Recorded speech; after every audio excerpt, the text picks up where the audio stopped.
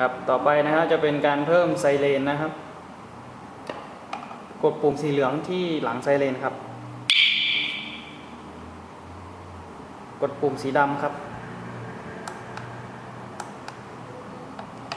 จะมีไฟค้างนะครับแล้วกดปุ่มปลดล็อกที่เครื่องครับ